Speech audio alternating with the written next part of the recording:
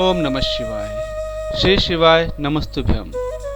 नमस्कार दोस्तों, अगर आपके जीवन में कोई ऐसी आपकी मनोकामना है जिसके लिए आपने बहुत प्रयत्न बहुत कोशिश कर ली है पर आपकी वह मनोकामना पूर्ण नहीं हुई है, या आपके घर में आपके घर परिवार में दरिद्रता ने आपको घेर कर रख लिया है, मतलब कि आपके घर में कुछ अच्छा होता ही नहीं, सब कुछ उल्टा ही होता रहता है, तो उस स्थान पर हम आपको आज की जानकारी में दो ऐसे नए विशेष उपाय बताने वाले हैं, जिनमें से पहला जो उपाय है वह आपकी मनोकामना पूर्ति के लिए होगी और उसके बाद में दूसरा उपाय आपके घर में दरिद्रता को दूर करने का होगा।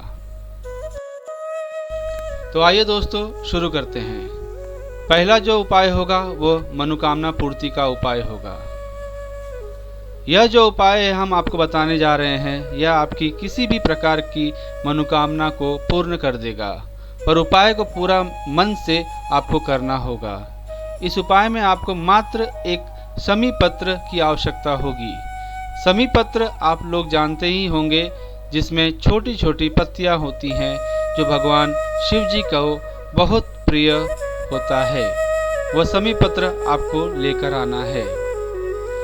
अब आपको किसी भी दिन भगवान शिव जी के मंदिर जाना है, क्योंकि आप इस उपाय को किसी भी दिन कर सकते हैं। मंदिर में जाने के बाद पहले आपको भगवान शिव जी की जलाधारी को अपने सीधे हाथ की हथेली से साफ करना है, मतलब भगवान के ऊपर से पूरा निर्माल्य उठाना है। निर्माल्य को उठाने के बाद आपको अपने साथ लाई हुई सामग्रियां से भगवान शिव जी की पूजन आराधना करना है, जैसे कि भगवान शिव जी पर एक लोटा जल चढ़ाकर उन पर बेलपत्र फूल से उनका पूरा श्रृंगार करना है। जैसे ही आपका श्रृंगार पूरा हो जाए, श्रृंगार करने के बाद आपको भगवान शिव जी के पास में बैठकर यह उपाय करना है। अपना वो समी पत्र निकाल लीजिए जो कि आप इस उपाय को करने के लिए लेकर आए हैं।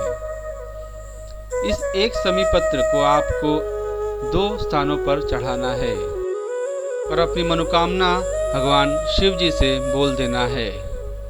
तो सबसे पहले जो स्थान है वो है भगवान शिव जी की शिवलिंग के ऊपर का जो जलाधारी होता है, वहाँ पर आपको यह समी पत्र पहले चढ़ाना है, मतलब स्पर्श कराना है। आपको यह समी पत्र जलाधारी पर मात्र स्पर्श कराना है, मतलब छुआना है, और वापस से इसी समी पत्र को उठाकर भगवान शिव जी की शिवलिंग के ऊपर आपको इसे समर्पित कर देना है। जब आप यह समी पत्र भगवान शिव जी की शिवलिंग के ऊपर समर्पित कर रहे हैं, तो उस समय आप भगवान शिव जी से अपनी मनोकामना जरूर बोल दीजिए। अब दोस्तों हम दूसरा उपाय बताते हैं। दूसरा उपाय जो है वो है दरिद्रता दूर करने का उपाय।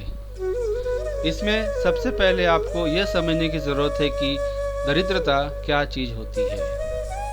दोस्तों, दरिद्रता वो चीज़ होती है जो आपके घर में कभी कुछ अच्छा नहीं होने देती है। जैसे कि हमेशा आपके घर में कोई ना कोई दुख और समस्या लगी ही रहती है। धन की समस्या होती है, रोग और बीमारी ने आपको कैद करके रखा हुआ है, या आप कभी खुश नहीं रहते हैं। तो आप यह समझ लीजिए कि आपको दरिद्रता ने घेर कर रखा हुआ है। इसी तरह दरिद्रता को दूर करने के लिए यह उपाय कर सकते हैं। इस उपाय में आपको 2 चीज़ें की आवश्यकता होगी। सबसे पहली जो चीज़ है वह है 2 बेलपत्र, और दूसरा जो चीज़ है वह है 7 समी पत्र। 2 बेलपत्र और 7 समी पत्र को लेकर भगवान शिव जी के मंदिर में आपको किसी भी दिन जाकर यह उपाय करना है। दोस्तों, इस उपाय को करने से पहले आपको भगवान शिव जी के मंदिर में जाकर भगवान शिव जी की शिवलिंग की पूजा आराधना जरूर करना है।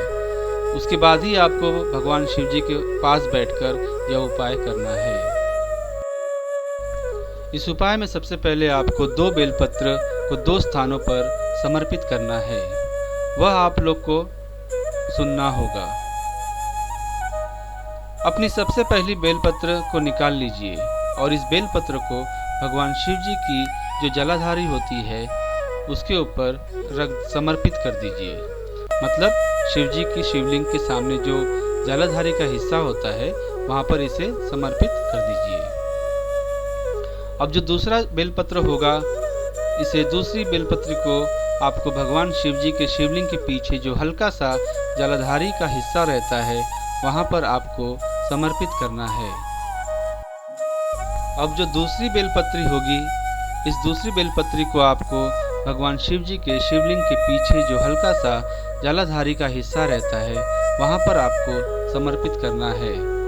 मतलब पहला बेलपत्र आपने शिवलिंग के आगे समर्पित करी जलाधारी के ऊपर, अब दूसरा बेलपत्र आपको शिवलिंग के पीछे जलाधारी के ऊपर ही समर्पित करना है। अब आपके पास जो 7 समीपत्र हैं, इन 7 समीपत्र को भगवान शिव जी की शिवलिंग के ऊपर एक एक करके समर्पित कर देना है। और समर्पित करने के बाद भगवान शिव जी से यही प्रार्थना कर लेना है कि आपके घर में जो भी दुख और समस्या चल रही है या जिस भी प्रकार का कष्ट चल रहा है उसके बारे में आपको भगवान शिव जी से विनती कर लेना है। दोस्तों, यहाँ इस उपाय को करने से आपकी सारी दरिद्रता दूर हो जाएगी। दोस्तों, यह दोनों उपाय आप किसी भी दिन कर सकते हैं, पर उपाय को करने का जो समय रहेगा वह प्रातः का सुबह का समय आप कर सकते हैं और इस उपाय को आप शाम के समय भी कर सकते हैं।